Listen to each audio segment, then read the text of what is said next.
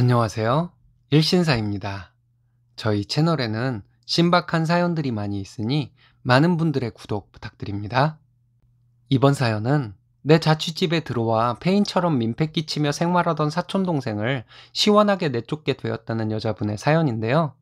함께 보시겠습니다. 안녕하세요. 저는 30대 초반 회사 다니는 미혼 자취녀입니다. 얼마 전 지긋지긋하던 동거인을 내쫓았네요. 저는 대학을 졸업한 지 얼마 안 되어서부터 독립해서 살고 있습니다. 벌써 자취만 8년이 되어 가네요. 작년 가을쯤 뜻밖의 동거인이 생겨 스트레스를 받으며 살았습니다. 참다 참다 동거인을 내쫓는데 성공했습니다. 그동안 스트레스의 원인이었던 동거인이 눈앞에서 사라져 너무나 좋습니다. 저는 학교 졸업 후 자취집에서 가까운 회사에 다니고 있습니다. 박봉이지만 그렇게 힘들지도 어렵지도 않은 일이라 그냥저냥 다니고 있네요. 남친은 없고요. 전 남친과 헤어진 후 30살이 넘어가니 누굴 만나기가 귀찮아 혼자만의 라이프를 즐기고 있습니다. 저희 아버지는 6남매의 장남이고 전 장녀입니다. 나이 차이가 많이 나는 여동생 하나 있고요.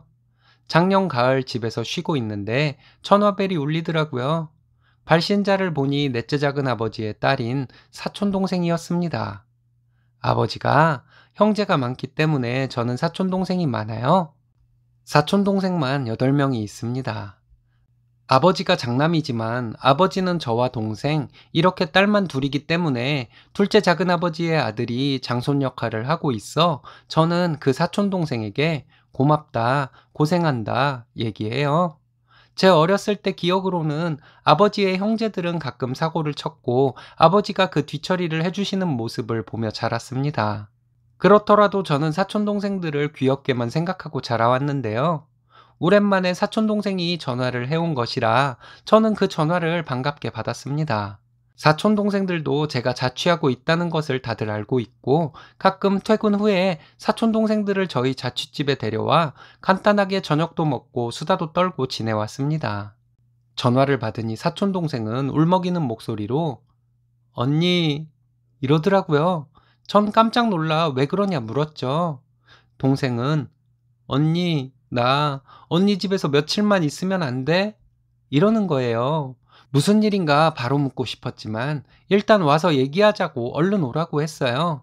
사촌동생은 늦가을인데도 슬리퍼에 반바지 차림으로 정말 집에서 방금 나온 사람 같은 차림새로 저희 집으로 왔습니다.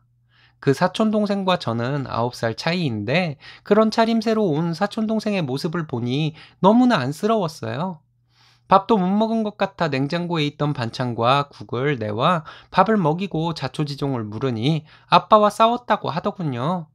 불같은 성격의 작은 아빠였지만 그래도 사촌동생을 무지 아끼던 분인데 안타까웠습니다. 그날 이후 저와 사촌동생의 동거 생활이 시작되었네요. 사촌동생과 동거가 시작된 후에도 저의 생활은 변함이 없었습니다. 회사 집, 회사 집. 사촌동생은 전문대 졸업반이었지만 취업계를 내고 알바를 하고 있었습니다. 저희 집에 온 이후에는 나가던 알바마저도 그만두었어요. 작은 아빠와 얘기가 잘 되면 금세 내 집에서 나가겠지 했는데 안 나가더라고요. 제가 퇴근하고 돌아오면 하루 종일 먹지도 않은 채 TV와 핸드폰만 보고 있었어요. 그 모습이 가여워 저는 출근 전 탁자 위에 5천원, 만원, 지갑에 있던 돈을 올려놓고 나왔어요. 혼자 있을 때는 몰랐는데 둘이 되니 생활비며 관리비며 많이 오르더라고요. 얼마 안 있다가 가겠지 했지만 한 달이 되고 두 달이 되고 시간이 계속 흘렀어요. 사촌동생은 집으로 갈 생각이 없어 보였어요. 사실 동생이 오는 날 작은 집에 연락드려 저희 집에 있으니 걱정 말라 했거든요. 그래서인지 작은 집에서는 동생을 별로 걱정하지도 않고 있는 것 같았습니다. 저는 길어봤자 일주일 정도 동생이 제 자취집에 있을 것이라 생각했는데 예상과 달리 동거 기간이 길어지니 힘들었습니다. 사촌 동생은 제 집에서 하루 종일 혼자만의 시간을 마음껏 즐기는 듯 했어요. 그렇게 저희의 동거 생활이 3개월쯤 되어갈 무렵 동생의 용돈 요구가 조금씩 늘어나더라고요. 알고 보니 남친이 생겼다는 것이었습니다. 남친이 생긴 후 동생은 조금 활기를 띠는 모습이었습니다. 매일 혼자 굶고 무의미하게 하루를 보내는 동생을 보며 걱정을 했었는데 남친 생긴 후 활기찬 모습에 저는 남친을 집에 초대하라고 했어요. 그랬더니 동생이 그래도 되냐며 제 말을 반가워하더라고요. 동생의 남친은 회사를 다닌다며 이틀 후에나 집에 올 수 있을 것이라고 하더라고요. 그래서 저는 이틀 후에 보자고 했어요. 이틀 후 동생이 데리고 온 남친은 그냥 평범한 25세 남자였어요. 동생과 남친에게 간단하게 배달 음식을 시켜주고 동생이랑 예쁘게 잘 만나라고 했습니다. 저는 그렇게 동생의 연애를 적극 지지해 주었어요. 그렇게 겨울이 지나고 봄날은 점점 따뜻해졌습니다. 방충망이 뚫렸는지 자꾸 벌레들이 집안에서 발견되어 봄맞이 기념으로 저는 주말 대청소를 하기로 마음먹게 되었습니다.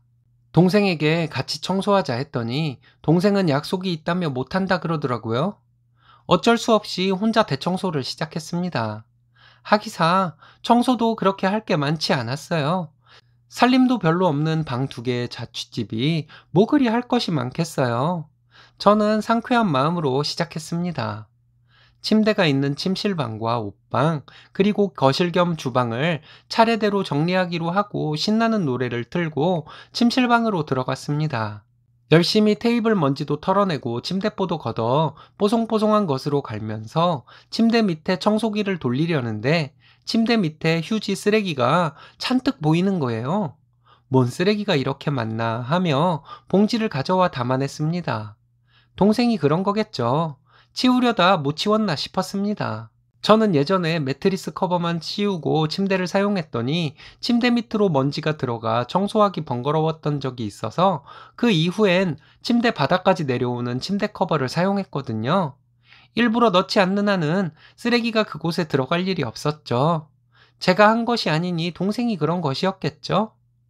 으이구 가시나 이러면서 나머지 청소를 이어갔어요.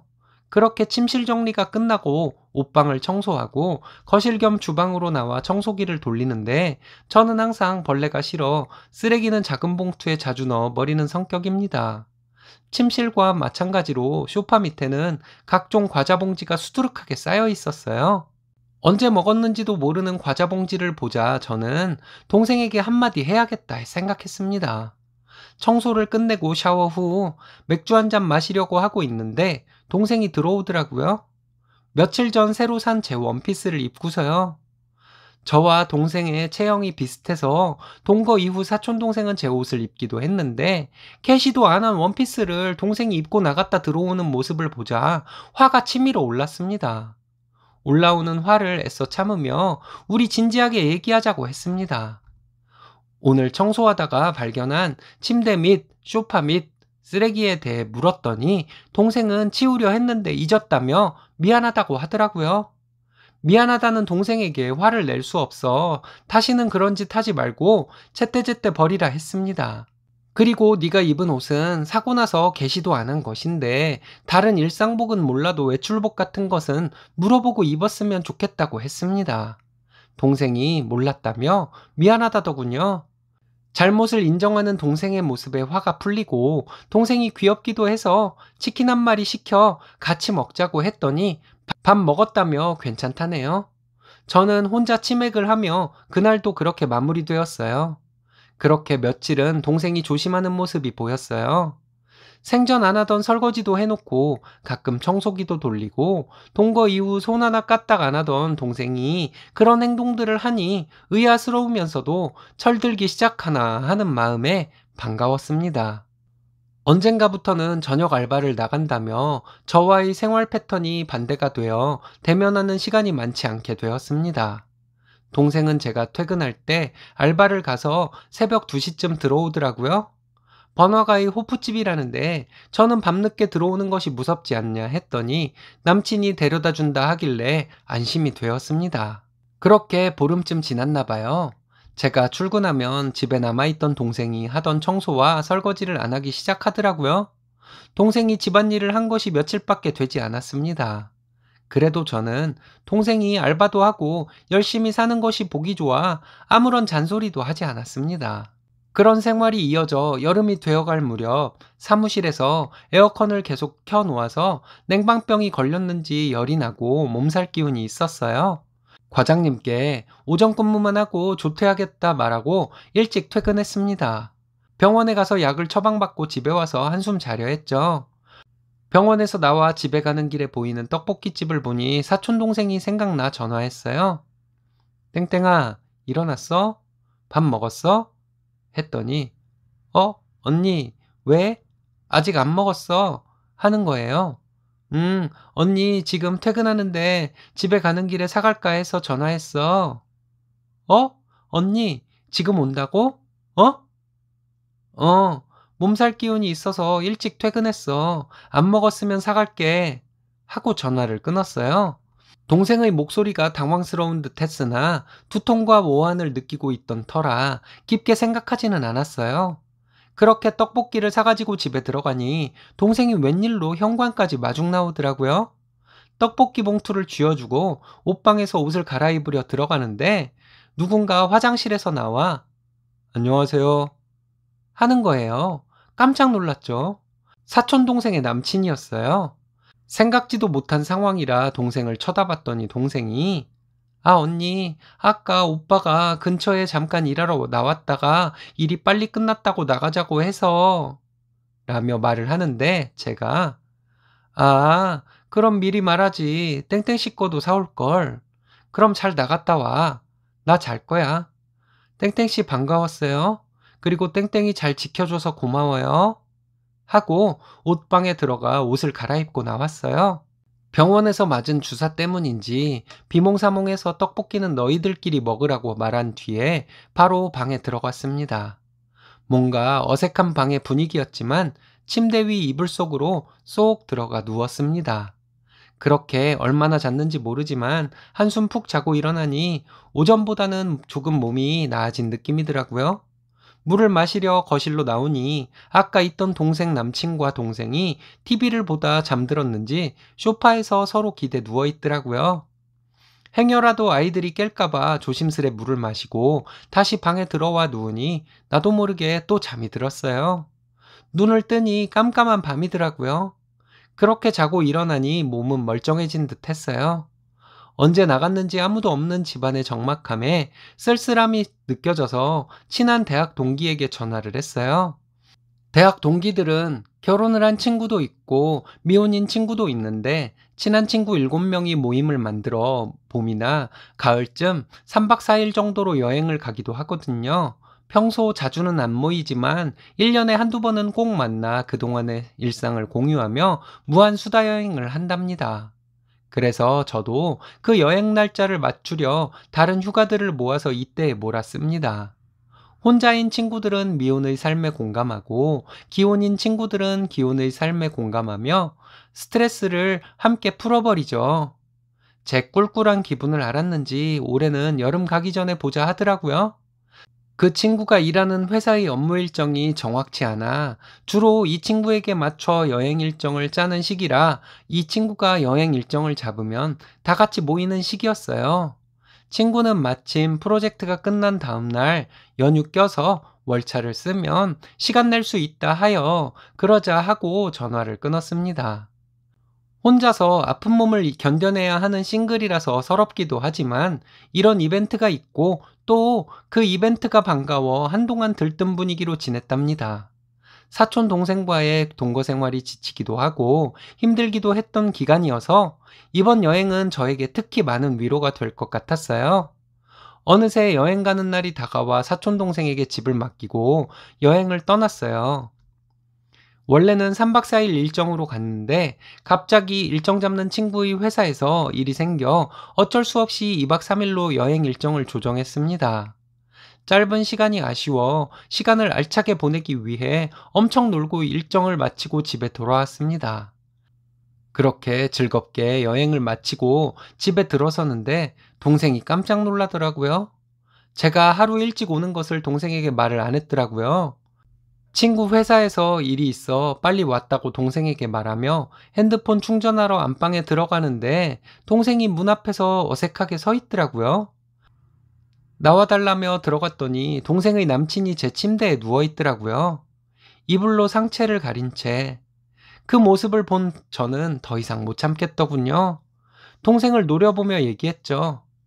야, 너 뭐야? 너 정말 해도 해도 너무한다. 아무리 어려도 그렇지 얹혀 살면서 이게 말이 되니? 그동안 동생이라고 청소 한 번 안 해도 이해했더니 네가 이런 식으로 나와? 안 되겠다. 너 나가. 니네 집에 가든지 남친 집에 가든지 알아서 해. 저기 누나, 동생의 남친이 입을 때려는 순간 저는 땡땡씨도 마찬가지야. 땡땡이보다 나이가 많으면 조금 더 어른스럽게 행동해야 하는 거 아냐? 여기가 모텔방이야 뭐야? 남의 집에서 뭐 하는 거야? 둘 다 나가.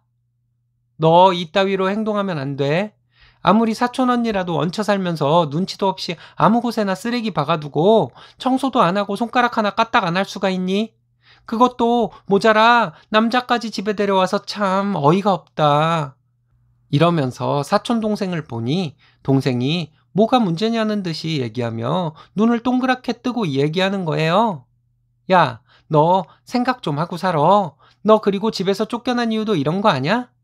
맨날 더럽게 살고 정리도 안 하고 20살 넘어서도 눈치도 없으니 내가 작은 엄마 작은 아빠라도 너 내쫓겠다. 집안 꼬라지 봐봐. 넌 눈도 없어? 네. 집안은 제가 여행 가기 전과 다른 모습이었어요. 먹다 남은 음식물들 냄새와 탁자 위에 방바닥에 쓰레기들이 널브러져 있었어요. 그 모습을 보니 더 눈이 돌아가더라고요. 우선 땡땡씨 옷 입고 당장 나가 하며 침실 문을 닫고 거실로 동생을 끌고 나왔어요. 항상 좋게 좋게만 했더니 동생은 잘못인지 모르는 눈치더라고요. 저 없는 동안 둘이 신혼생활을 즐긴 모습이더라고요. 그동안 남친이 가끔 드나드는 눈치가 있기는 했지만 그냥 잠깐 기다리거나 하는 줄 알았지 저 없는 동안 지들 집처럼 있는지는 몰랐네요. 옷을 입고 나온 동생의 남친을 집 밖으로 내보냈어요. 그리고는 동생에게 옷을 입고 나오라고 했어요. 동생을 데리고 저는 작은 집으로 가서 작은 엄마에게 여태까지 있었던 일들을 모두 말해주었습니다. 그랬더니 작은 엄마는 그동안 고생했다며 먼저 데리러 가지 못해 미안하다 하시더니 그동안의 생활비는 계좌로 보내주신다 하셨어요. 그때까지 동생은 아무 말 없더라고요. 아무리 나이 차이가 많이 나는 귀여운 동생이라 생각해도 이건 아닌 것 같아 부모님 말 잘 듣고 너도 이제 성인이니 네 앞가림은 네가 하라 하고 나왔네요. 집에 돌아와 소파에 앉으니 핸드폰이 울리더라고요. 작은 엄마가 생활비를 300만 원이나 보내주셨어요. 저는 이렇게까지 안 하셔도 된다고 다시 돈 돌려드리겠다고 전화를 드렸는데 작은 엄마는 그냥 용돈이라고 생각하고 받으라 하셨습니다. 성격이 불같은 작은아빠에게 동생이 엄청 혼날 것이 뻔해서 좀 미안한 마음이 들기는 했지만 더 이상 참아주기가 너무 어려웠던지라 조금 홀가분하기도 했습니다.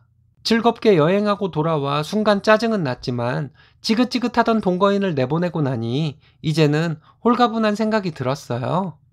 작은 엄마가 돈을 그렇게 많이 보내주시니 제가 너무했다고 생각이 들어 나도 어쩔 수 없는 자본주의의 노예인가 보다 하는 생각도 듭니다. 작은 아빠에게 무지하게 혼났을 동생이 걱정되기도 하지만 지가 그렇게 하고 다녔으니 혼나도 어쩔 수 없죠. 아무튼 이제 신경 쓸 동거인이 없어 너무나 행복하네요. 읽어주셔서 감사합니다. 일이 잘 풀려서 다행입니다. 사촌들을 예뻐하는 쓰니님의 고운 마음이 보여서 더 재밌는 사연이었습니다. 오늘의 사연은 여기까지입니다. 재밌으셨다면 좋아요, 구독 부탁드려요. 일신사는 여러분들의 사연으로 제작됩니다. 많은 사연 제보 바랍니다. 여러분들의 사연은 아래 메일 주소로 부탁드려요.